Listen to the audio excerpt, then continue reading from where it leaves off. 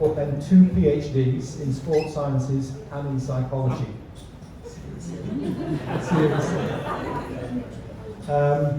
He is, as many of you know, the past president of FEPSAC and has multiple roles on editorial board, associate editor, and also editor-in-chief. You'll know that he's the editor-in-chief elect for Psychology of Sport and Exercise.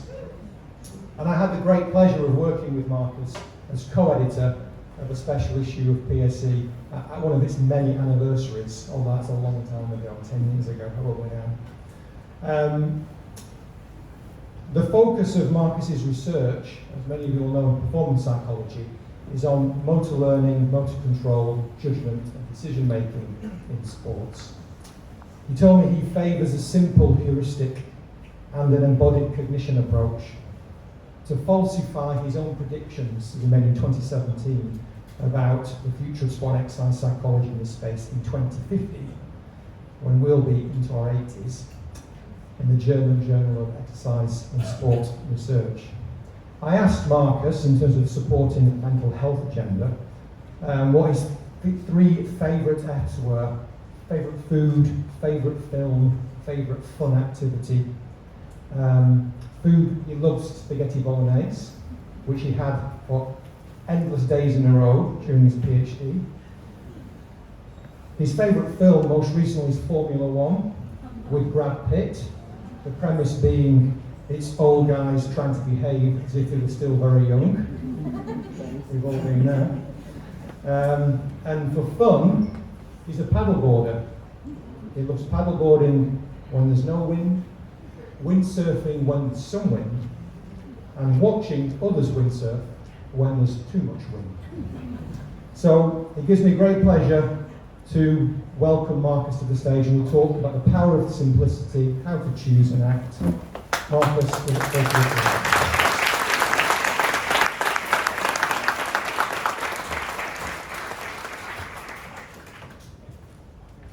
Thanks very much, Chris.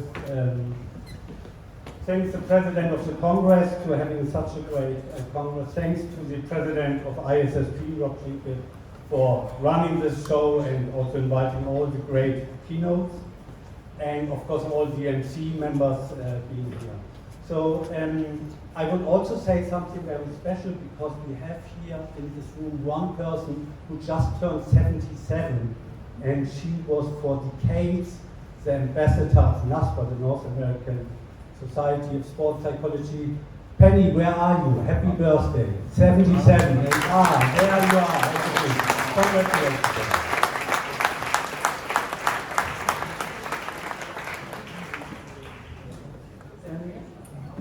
Recently, one of my students asked, why do we need to learn all these old models from the last millennium? And he was actually talking about one of my models from 1999. And I think he said millennium on purpose. But he made a fair point. He argued that why not focusing on the last 5 years of research if you always argue science changes so fast. But I, from the bottom of my heart, fully disagree. I think you need to understand the current state of the research and where it comes from to actually be able to predict the future or even falsify, as Chris said.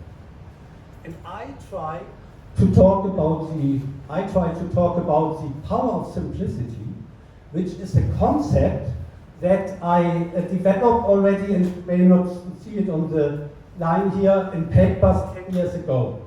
And these numbers in front of all the papers I showed you from other groups of myself, at the end I have a QR code, so you can download them all or just your favorite number at the end. Yeah? So if you want to continue reading, I'm happy to share everything we have here. So, simple heuristics, if you have never heard about this concept, most of you use simple rules of thumb and strategies. You Google simple heuristics, fast and frugal heuristics in a browser. You find 2 million hits in 1 second. Most of you start at the top. You don't know exactly the algorithm, how Google does it. But you start at the top, look down until you find simple heuristics in sports, because you're interested in sports, you click on it. If you look at all 2 million hits, you may need to meet some of the psychologists sitting here. Yeah? This is unrealistic that you're not under time pressure, limited time and resources, not use simple heuristics. When I started this research, I was focusing mainly on ethics. How can they do making decisions in milliseconds? But today I will extend that concept also to areas on like how do we develop and falsify or test theories? How can we make them simple but not too simple? And one of the best examples of that is Albert Einstein. You know, he submitted an abstract just with E equal mc squared. That was the only thing that was in the abstract. And that is really simple. And what he said was that we need to make careful decisions how we apply theories, for example, to a field of sport and exercise psychology.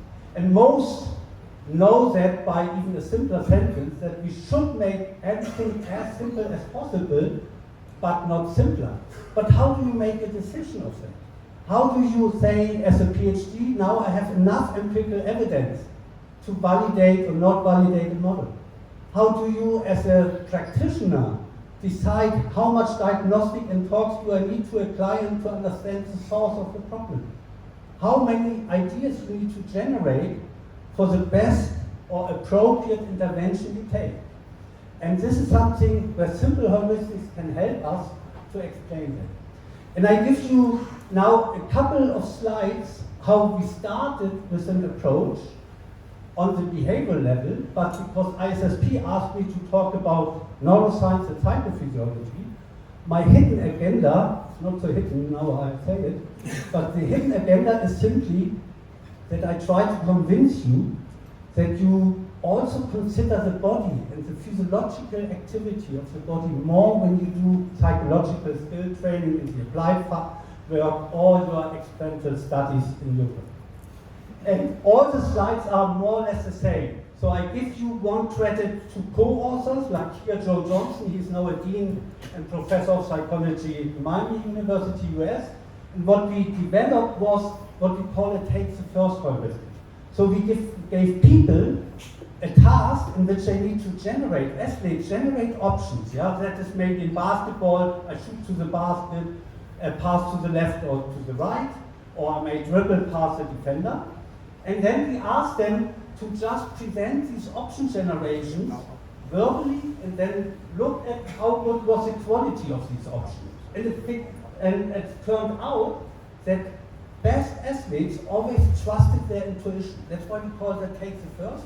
They just generated a few options, take the first that comes into their mind. That is not surprising in basketball, simply because we need to make fast decisions. And what we find out is not only that they become faster in making these decisions and trust their decisions, but when we put them under pressure, time pressure, social pressure, competition pressure, some of them trusted still their intuition, they become fast and good, and some others don't. And we try to figure out why does that happen? Why can not the body react on these stressors in a way that psychophysiological research is needed? And that is what I want to tell you. So whenever I show pictures of that kind, the first reference is always relating to this data, the credit goes to the co-authors, and I will give you an idea how we do research in psychophysiology. So one reason why we then decided we need to go beyond behavioral data and actually understand the psychophysiological system more was that we couldn't understand just by the arousal level, just by the pressure we implemented and induced, why people behave like that and others not. And luckily Sylvain Laborde, our PhD at that time, came to our lab, and what he did in one of his first studies is that he measured heart rate variability. Heart rate variability is just the variance between heartbeats, and he showed that decision quality under pressure situations, like to generate different options in the pressure situation, increases when also the heart rate variability is high. And also your relying on your intuition by using the take the first heuristic is higher when you have a higher heart rate variability. And also that makes sense if you not generate too many things, if you don't think too much, you're not only better, but you're also faster. And some of my colleagues asked me why you are so obsessed of making fast decisions, Markus. And I said, look, first of all, in Germany, on highways, we have no speed limit. So we need to make fast decisions. But more importantly, we also want to understand how athletes can cope with these time pressures and all these situations at hand. So what this, to be fair, has shown is only correlational data. So we just show higher heart rate variability produces somehow or correlates with higher decision-making quality or faster decision-making. And now, to understand that from a psychophysiological approach, what we need to understand is more about the physiology of the system. And that seems not so easy. I give you a quite complex example. This is a model of Julian Thayer. 4,000 citations. He's a past president of the International Society of Physiology. And we have no idea what that means. Yeah? So there are some brain areas, there is the physiology like the heart, and there is some activations that go from the brain to the body and from the body to the brain. And you see arrows in all directions, bidirectional, top down, bottom up. And we said, Sylvain, after your PhD, maybe you do in Germany, after your PhD, you have a postdoc phase, and then you have a 6-year habilitation in which you can become an assistant professor. And now, just by this Tuesday, he became an associate professor. So after 15 years, congratulations, Sylvain, for that. And I show you also how our research develops over that time. So what we asked Sylvain is the following. Can you not describe all this complexity of the psychophysiology with a much simpler model, which is called vagal tank theory, because the vagal nerve, that is connected between the heart and the brain, and also between the gut and the brain, and also ends in the left ear, is important to understand for our manipulation I showed you. And the vagal tank theory is very simple. It ignores where in the brain or where in the body it happens. It just says, if you are in a resting baseline situation, your vagal tank is up, you are full of energy, you can produce something, but as soon as I have a pressure, your energy level goes down, your vagal tank gets empty, and then after a recovery period, you may even become better, or you get even still depleted, and that could produce after stress, chronic stress, burnout, or depression. Yeah? So we try to understand this simple description of 3 phases with a complex physiology that exists, at least if you believe in the 4,000 people who cite the paper and the society, the International Society of Physiology. So how do we do that? And now I need to explain that we first need to look at changing the brain to influence the body. Then I need to explain how we change the body and influence the brain. And then, because this is a circle, I need also to explain all the interactions. So how do we do that? How do we change the brain to test whether it changes the body? Yeah, or the rest of the body, the brain is part of it. So here's Max Schmauser. He finished a PhD in our group. And what he did last year is he using TMS, transcranial magnetic stimulation. So you give a magnet impulse to a brain area that is important for the task. That changes the activation of the brain. It can enhance it, or you can even block this area. Here it will enhance the activation in that area that is important for the task. And he gives them a stress test. Here it's the emotional stop signal task. So you see a lot of not so nice pictures or very nice pictures. You need to categorize them. And then sometimes, that's why it's called an emotional stop signal task, sometimes there's a tone that you already prepared your action, but then you need to inhibit it. So you are not allowed to press a button. And that, of course, is not easy. You know that. When you are very aroused and emotional, to regulate your emotions is not easy, especially under time pressure.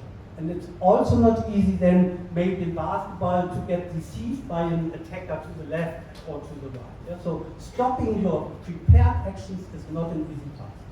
And what he did is now, that he used this TMS, so he changed the activation of the brain in an area that is important for the task, and then he looked at the heart rate variability on the y-axis, and he found only increased activation of the heart rate variability and the performance for an activation that is related to the task. As soon as he does sham activation, so activate, not change the brain, or if he does activation of another area that is not important, the behavior is almost at zero. These are control conditions. So what he can show is, if you change the brain, you increase the heart rate variability, and the heart rate variability is related to better performance. So that is a causal effect of that model, that the neurovisceral integration model, that is the model of Julian Sayer, can be also reflected when you put people under stress and change their heart rate variability. So of course that was an emotional regulation. But in athletes it's also important to do actions, yeah? So you need to be controlling under stress your sensory motor system. And that is why we need another PhD, Saskia Wilton, and what she does, and she just completed 2 months ago, what she did is she gave them a sensory motor task. So the participants had a joystick, they needed to track a cursor, a target with their cursor, and we implemented stress. We implemented that suddenly the cursor disappeared. So they don't know where they need to move.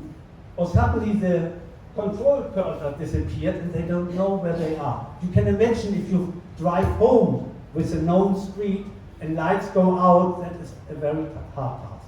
And if you measure the EEG, you know, because EEG is very sensitive to time, you know exactly in milliseconds when you put the stressor, what the brain reacts to. And then you also put the same people into a scanner, because if you use MRT, magnetic resonance tomography, that is very sensitive to understand in each of your individual brains where this activity is.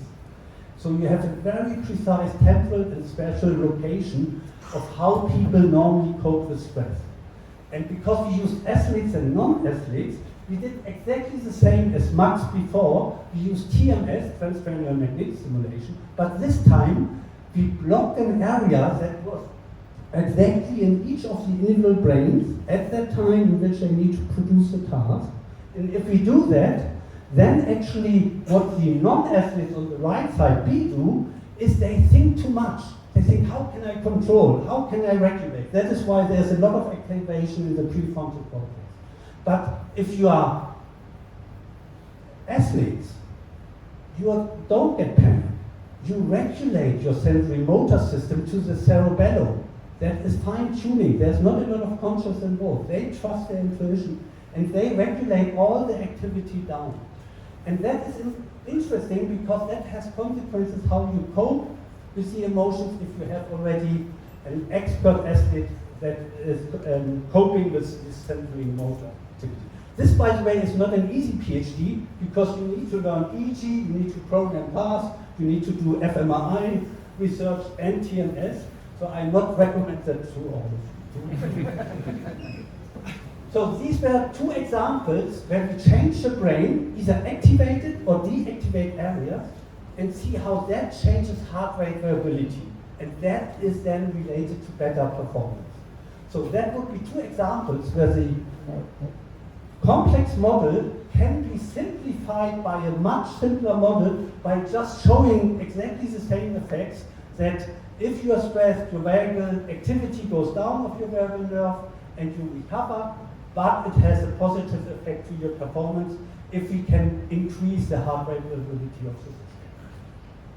I also promised you we need to look at the bottom-up processes, and one of the easiest things of the system is that whenever you do a heartbeat, there is a heartbeat evoked potential in your brain. So that is a pure signal from the heart on the body to the brain. And Caterina Salvotti from Italy, she's finishing her PhD currently. She is only looking at changes of the heart relative to the brain. And because you need to measure the EEG, you need to measure the activity of the heart, And you also need to measure the breathing, because you know when you breathe fast or slow, that has a huge impact on your heartbeat and the brain activity. We need to have a lot of cables to be sure that we really measure in milliseconds the heart, the brain, and the breathing frequency. But if we do that, what we can find is the following. What we find is that the root mean square error, so the heart rate variability goes up if you are in a situation like slow-paced breathing. So your normal breathing cycle is maybe 20 breathing cycles per minute. We put them to 6, so very slow breathing. Or we also, more on the right, we put them to fast breathing, so 35 or 55 breathing circles per minute. Try that out later. That is really fast breathing. And you know, if you breathe fast or slow, heartbeat also adapts to that. And then it signals to the brain something like, we are still alive, that's a good signal that we have that, but it also tells you, oh, seems to be you're relaxed, you're breathing slow, everything is fine, or tells the brain, you're breathing very fast, maybe there's a thing I need to control for. And the good thing at Katharina Salhocki's work is that she also publishes for societal impact. So when she published before the Paris Olympics in 5 different languages for all the athletes and associations in Europe, she presented the case that athletes don't need to believe just their watches, but they need to have a clear standard. When do they need to activate the system to breathe faster, and when do they need to slow down their breathing to regulate in crunch time and preparation of the competition.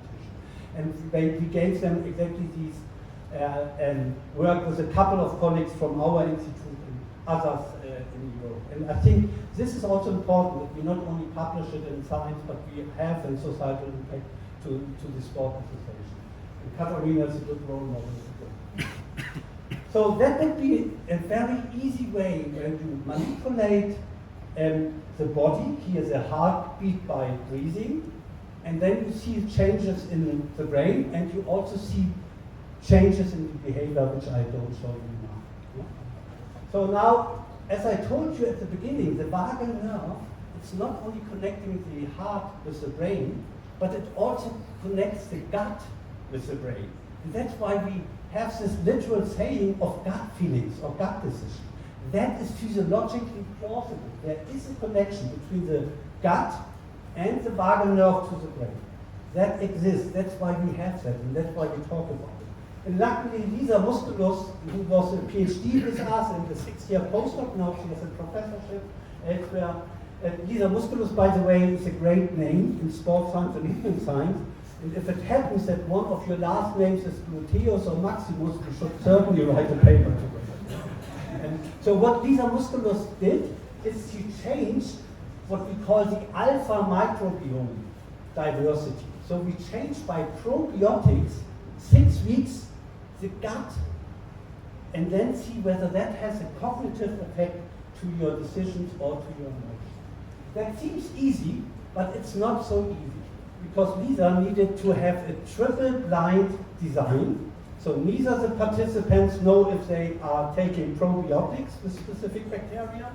We don't know whether the experimenters don't know which group they are, and also those who did the statistic had no clue which group refers to what. And you also need to apply to the national clinical trials. You need a huge power. You need to control with non-disclosure agreements with the companies who produce these probiotics and the bacteria, and you need to make sure that that really works. But if you do that, then you have a clear idea of 6 weeks of everyday changes in nutrition, which is great for athletes because they have a clear exercise program and a clear diet. So actually really the probiotics change their microdiversity and the bacteria. And of course you need a cognitive task. So you need to measure how this change in the microbiome changes the cognition. The problem with that kind of studies, you need a big freezer because you get a lot of stool from the participants you need to, of course, freeze down. Yeah? But when you do that, you can give them cognitive tasks. This is a balloon analog risk task. That is one out of many. And what that task does is the following. Every time you pump, this balloon gets bigger. And every time you get money, if it gets bigger. But you think, now it's quite big enough, I don't want it to explode, so I cash my money into the bank. However, if you think, maybe I can do a little bit more and pump more, maybe the balloon explodes and then all the money of that trial is gone. Our people in our lab used maybe 80 trials. Some went out very angry because they exploded 60 times out of 80 the balloon, didn't earn any money. And there are some who were very risk averse. They only exploded it 10 times and stopped too early and could have earned much more money. So that is a very good proxy for risk taking. And there's an optimal risk taking given the probabilities when the balloon explodes when you learn. So what Lisa found out is that this intervention group changed the microbiome. Yeah, of course. If you give them probiotics for 6 weeks every day, then microbiome changes. But it also changed, this is important for testing our idea bottom-up effects of vagal activity, it changed also the target vagal activity, and both of them changed risk decision making. So just changing the gut changes your cognition. However, it's not just the objective measure of what the gut changes, but it's also a matter of your introspection. So athletes, like in biathlon, they run in snow with 200 beats. Yeah? Then they need to go down, shoot between heartbeats and idlings in milliseconds. And those athletes who have a very good introspection, by the way, measured by the so-called Chambry test, so you measure the heartbeat and you ask them how high is your heartbeat. The better they are in these estimates, the better is their introspection. Then actually what we can find is that we find not only objective changes, but those who have a good body feeling, they have a good introspection, they can control their body much better. They have a moderating effect on this relation between your gut feelings. Sometimes you have the first impression of a person or you feel the situation is strange. That actually, those who have a high introspection of that situation, they have the best effect out of the nutrition changes. So that were now 2 examples where we change the body, the heart by breathing, the gut by nutrition, and it changes up via the vagal nerve. It changes the brain activity, for example, cognition. But I also told you that there is a bidirectional relation between top-down and bottom-up processes in psychophysiology. So how can we test a system where all these interactions happening in this large model all the time? And the good thing is, I told you at the beginning that the vagal nerve also ends in the ear. So if you activate the end of the nerve, it spreads to the full system. Yeah? Bottom up to the brain, top down to the body. And that is what Uri Borges, a Brazilian PhD, he's now a postdoc in our institute, did. He used activations of the vagal nerve, but only in one of the conditions, actually the vagal nerve is activated. The other things you may do with your partner if you tickle them, but that is not activating the vagal nerve. And there's a sham condition that is not really activating anything. And if he does that, he can show that when you activate the system bottom up and top down, you can see that the high frequencies of this heart rate variability go up only in this situation where you activate the vagal nerve. In all the control decisions, more or less the system is flat. And of course, you have a very high activation when you use this, what we call transcranial nerve stimulation, the tickling of the vagal nerve. It seems easy, it's not so easy. When we started this kind of research, only 7 labs in the whole world used that equipment. Now hundreds, because it's cheap, you can send it to the patients, you can use it as a medical standard. But now, knowing the exact amplitude and frequency, we are able to activate the system in both directions and still can have the vagal nerve model displayed as I just showed you. So that would be one example of how we activate both top-down and bottom-up processes at the same time. One more example of that kind, and that is done by Masha Iskra from Slovenia, one of our PhDs, because you can also have measures of your body that reflect both of these interactions, the bidirectional activation. One of them is the so-called pre-ejection period. The pre-ejection period is when the heart is ready to pump the energy to the whole body. If that pre-ejection period is very small, then they have very much energy, and that normally correlates with the heart rate variability as an indicator of this vagal activity up and down. And that is exactly what she did. So Masha used the same breathing exercise, baseline, slow-paced breathing, paced breathing, 15 cycles, 35 fast-paced breathing, and 55 fast-paced breathing. And what she showed is the following. And here's the problem I think we need to acknowledge if you transfer that knowledge to athletes. Often they have smart watches, but they have no clue what that information means and how to use it. They often use just the information. And what we find out is the following.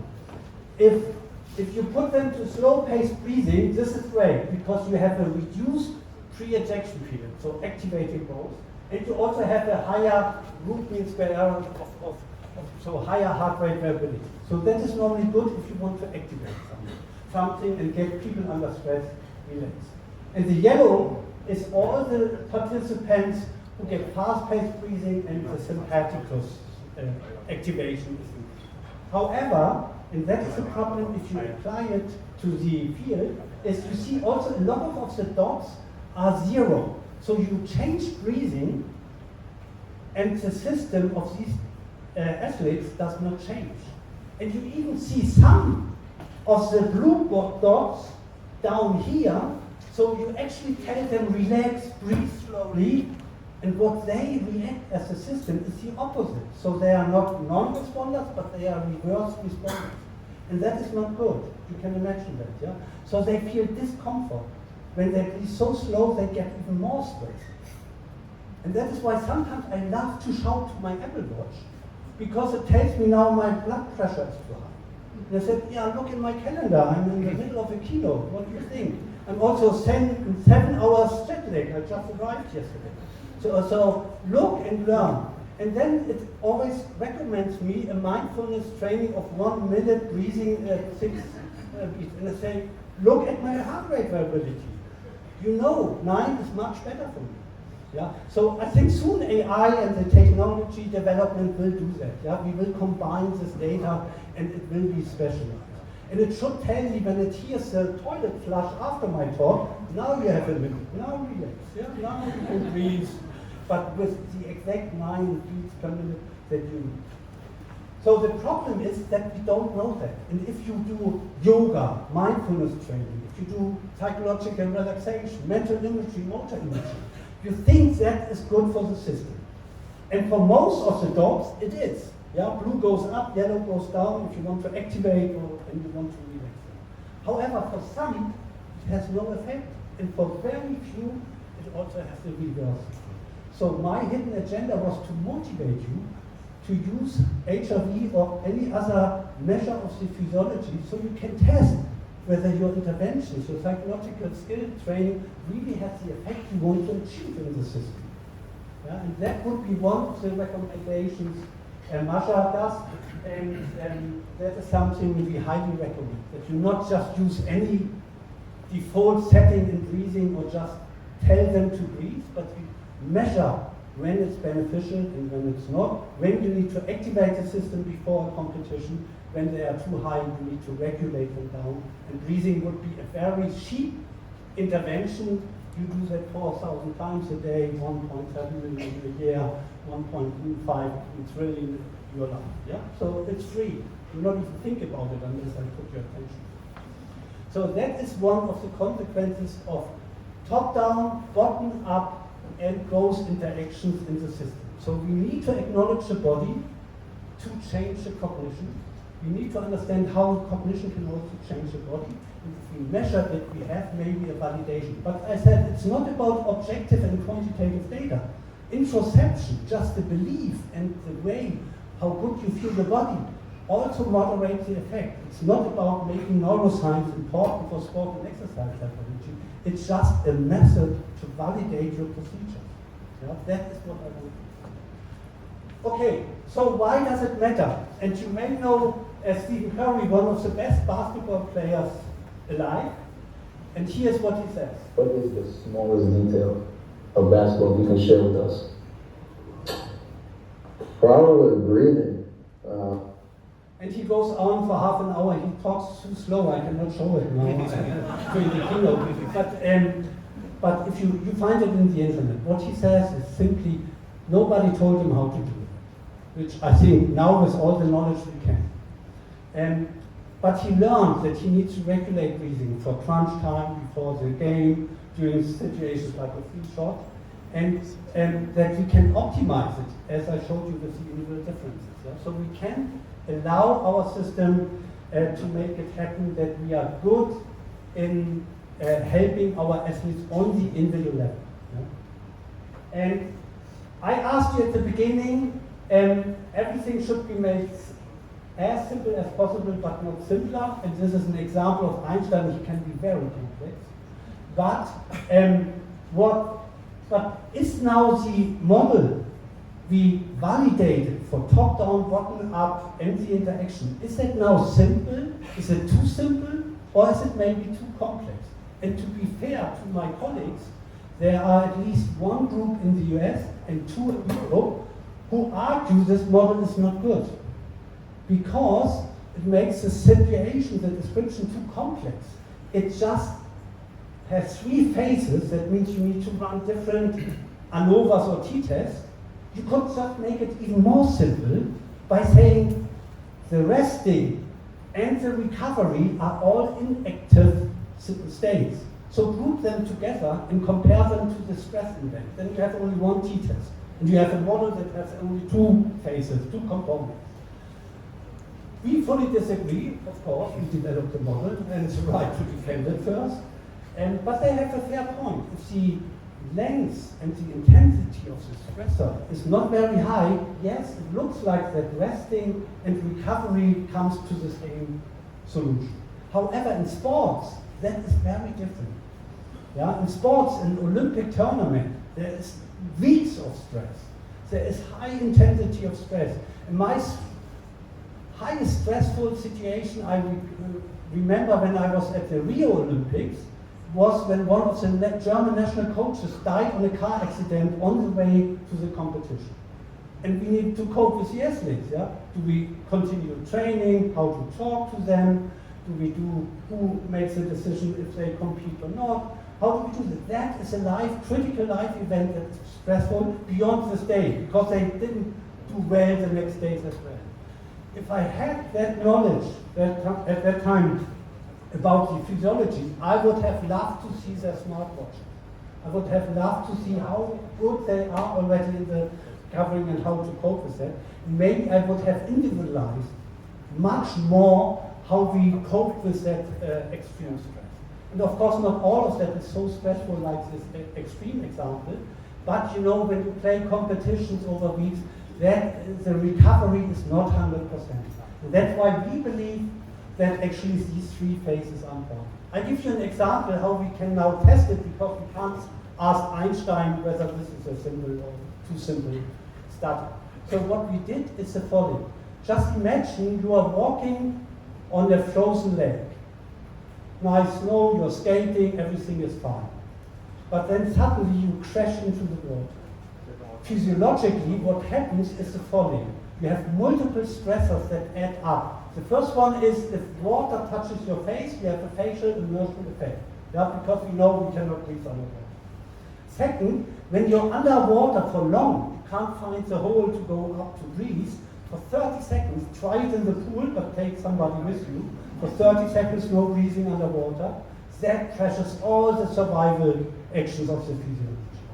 And then it's also cold water if you break into ice. Yeah? And we know we cannot survive in cold water for long. So all these intensities of stress and the duration can be manipulated in the lab. We don't put our participants of ice and pressure, but in the lab we can analyze it. And Stefan Ackermann is just testing if our model is simple. What he does is that he simulates this example in the lab. So you have an empty bowl where you breathe, so very like a basin. Then you put people into warm water with a snorkel. So this is like you remember Caribbean, nice fishes, warm water, you can breathe, you enjoy it, yeah? Heart rate variability goes up. And then you put the snorkel away and say 30 seconds without breathing. That activates facial immersion and all the survival rates because you need to breathe to survive. And then the other condition, as you can imagine, is ice water. Yeah? No breathing, ice water, facial immersion, that's the extreme. If you now plot the heart rate variability relative to a baseline and then these interventions, you will find extreme effects. Yeah? You will find swimming in warm water and snorkeling, very nice, heart rate variability, you are relaxed and you enjoy it. However, if you stress the system very much, all the system breaks down and the system needs to recover. However, the main point for my argument, if our model is too simple relative to the other three groups, is that you cannot just compare apples and oranges. You cannot just use the mean of the baseline with the recovery phase, because there are things of the treatment that recover later. It takes the system, for some of the system, longer to recover than for others. That way you cannot just simply mix it. And that is a point against some. By the way, one of the papers was also published on purpose in the Journal of Policy Insights from the Behavior and Brain Sciences, because we do not want only to inform science, but also society. We want that the government changes their policies. They use breathing in cold water that is very cheap, and change the behavior from a psychophysiological perspective. Not only as to improve performance or mental health, but also to understand that policies need to change in regarding using that methods to regulate chronic stress or even further consequences like burnout or depression. So now, this slide tells you 100 years of psychophysiology and 1,000 papers in 1 minute. It simply says the following. In the beginning of psychophysiology, what we thought is there's a stressor, the brain does something, the body reacts to it. Yeah? In modern times, we think there's a lot of continuous feedback, all the bottom-up processes I told you, from the gut, from the heart to the brain. And that depends very much in modern theories about your task experience, how good is your coping, your cognitive and emotional coping, how much is your introspection, how much is there uncertainty or complexity in the situation. And we are part of some of these discussions, and I'm very thankful to Ju Kai and Rob Schicke about having also one of these discussions in ISSP, the Journal of ISSP. Yeah, so I think that is important that we disagree with some of the colleagues and then try to find solutions together. So that has been done now for the last 100 years. And I think that was an important development in psychophysiology. And you don't need to read 1,000 papers, but what I recommend is that you now open up your mind to physiology as a psychophysiological approach, even if you are interested in psychological skill training. So you do mental imagery, or you do relaxation or mindfulness. At the beginning, I talked about one component of cognition. That was this option generation. Take the first, yeah? So people trust their intuition. In the German government, we get now fundings for each of the 4-year Olympic circles, so until Paris, now for the Los Angeles, for the Summer Games, and of course the same for the Winter Games. And now our diagnostic looks like that. Each athlete, here's an ice hockey athlete, are tested once or twice a year. So we have 2 stores, and we have data that is transferred in a traffic light situation. So red is outside of the norm. Yeah? So blood, for example, need more vitamin D or something, the medicine people would say. Or the psychologists say, look, we have some improvements in cognition or psychophysiological aspects of anxiety or stress. Now we change the system. Now we are not only talking that the medicine people say, I measure blood, the problem is in the blood. The psychologist says, I measure cognition, the problem is in cognition. From the next circle, all the papers we publish are exactly on the relation. Cognition and microbiome, musculus, I showed you. Next is cognition and menstrual cycle. There are only 80 papers on different menstrual cycles to cognition, and that is something we need to consider because it changes the cognition, at least for the female athlete. Or cognition inflammation, cognition vitamin D. So we try to understand the relations, because to change cognition from a psychophysiological approach could also mean we change the gut or we change the breathing. That is the point of psychophysiology. So you can change the system differently. And we not do that, and this is too complex. If an athlete sees that, he would say, oh, so many red, what should I do? Yeah, that is not how we communicate. We communicate it to the athletes and to the coaches within a squad. So a full team, whether it's trampoline, as I will show you as an example, or whether I show it in the volleyball team where you need to work together. And what we show them is the following. We say for all your 17 athletes in trampoline, the national squad, 4 of them don't need any interventions, they are good as they are. We are predicting they will progress, at least to the Los Angeles 28, so we have 2 years time. But for 13 of them, we need interventions. But the machine learning system here tells us, with the experts of the national coaches, that some of the athletes need to be sent to the athlete coach. They need to do more motor training, they need to have under stress less motor variability, they always need to jump 10 meters and not sometimes 9.5 or 11.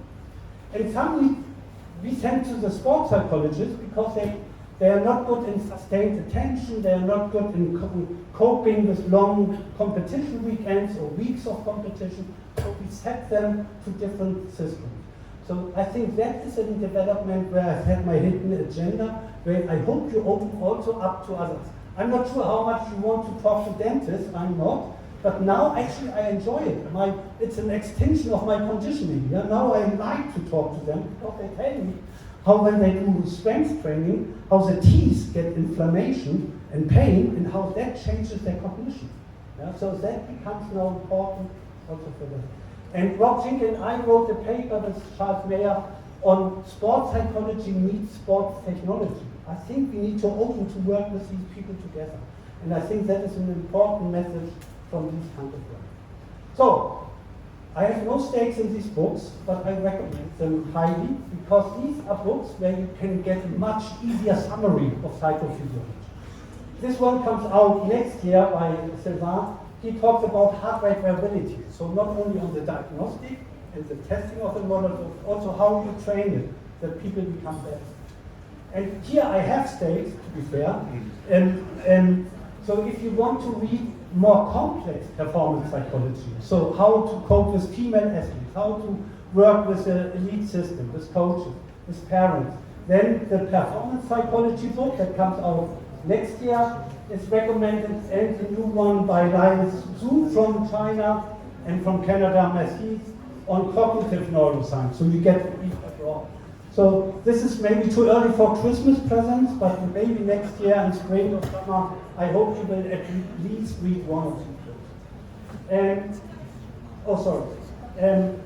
This sign I learned from China is about crisis. Yeah? So I told you not to read 1,000 papers now to do psychophysiology and buy all this equipment.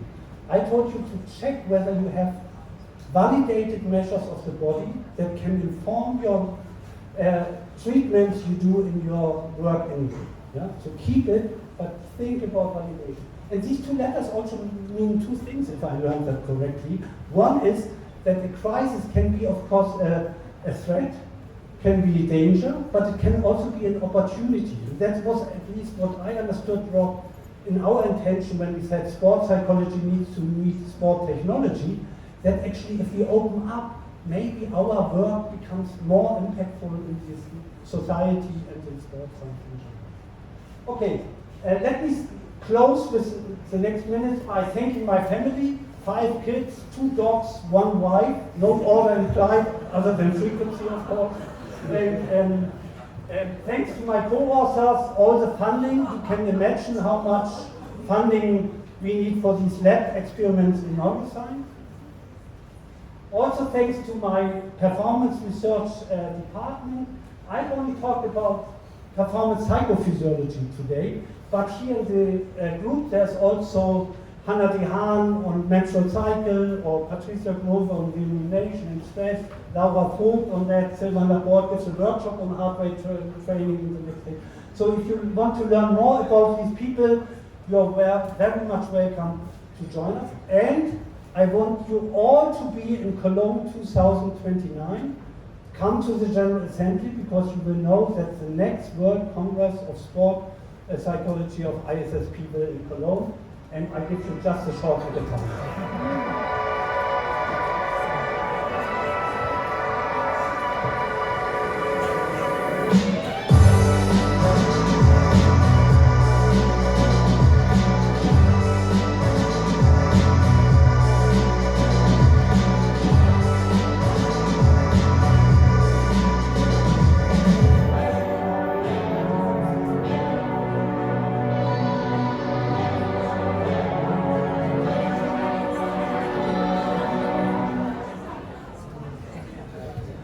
In Cologne, the rule is if you drink beer and don't put the top on it, you get the next one directly. Yeah? So keep that in mind. Okay, thanks everybody. Scan that if you want to have all the papers and come to Cologne. And here's my son, and he has books. I brought 3 copies of the book. If you want to read it, you're welcome to grab them after the presentation. Thank you very much, and if you have time, happy to receive questions.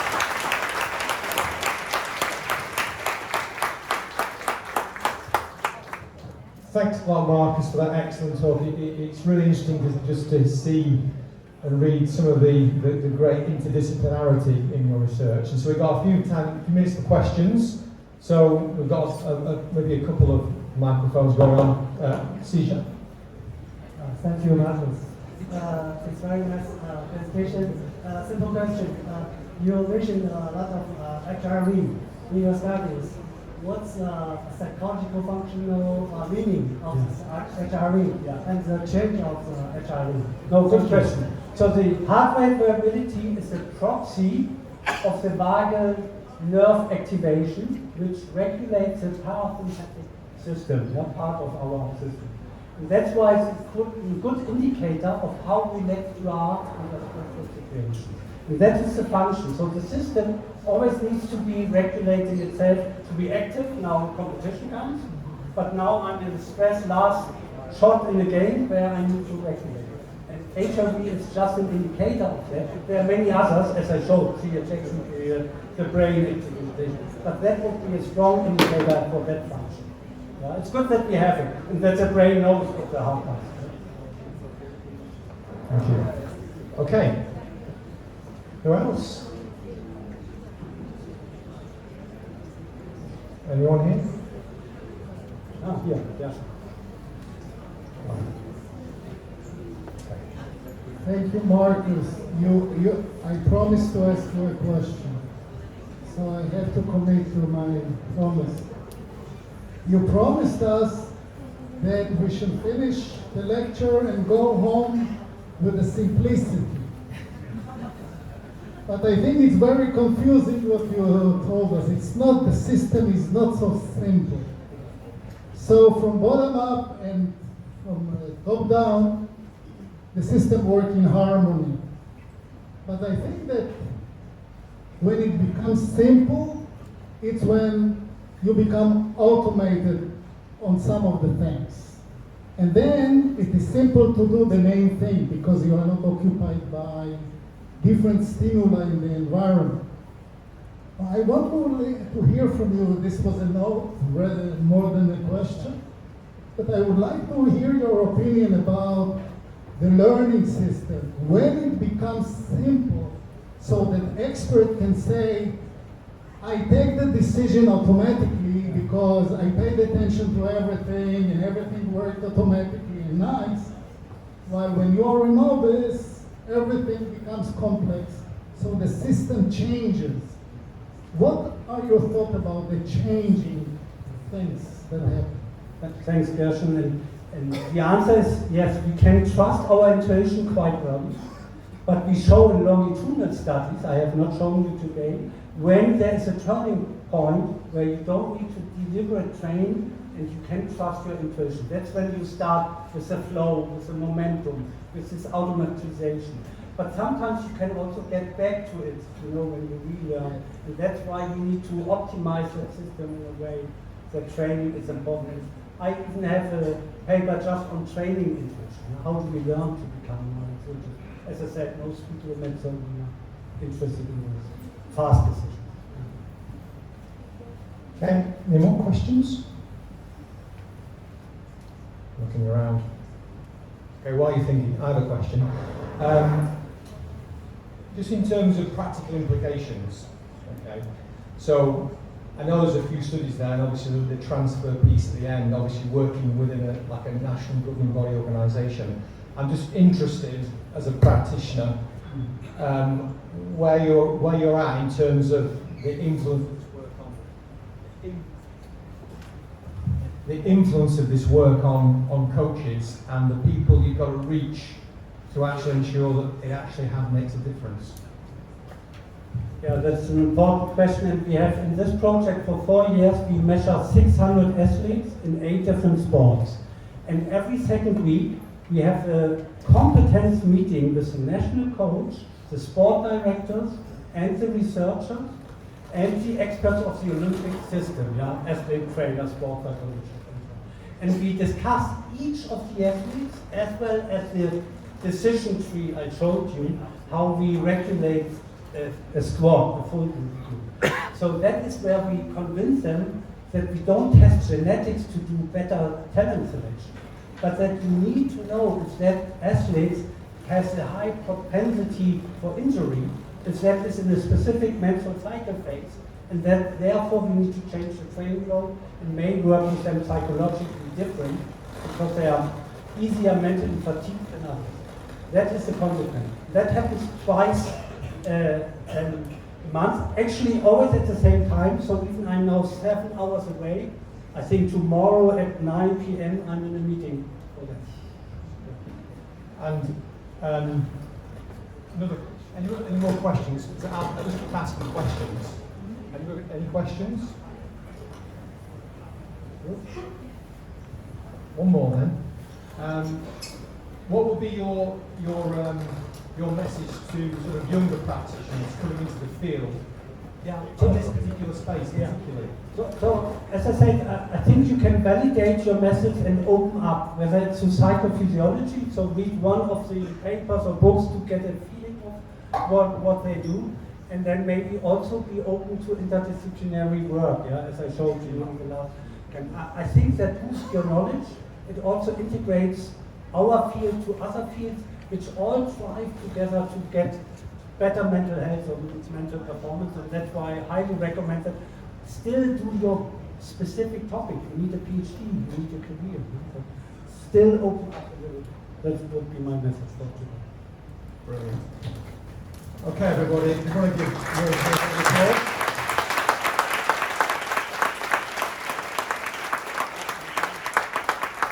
It's very good.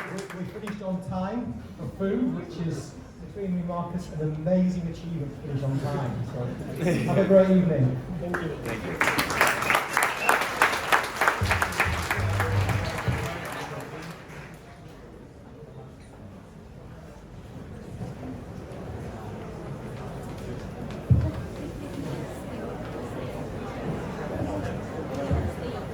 Please stay seated. I'll open the ceremony will start shortly.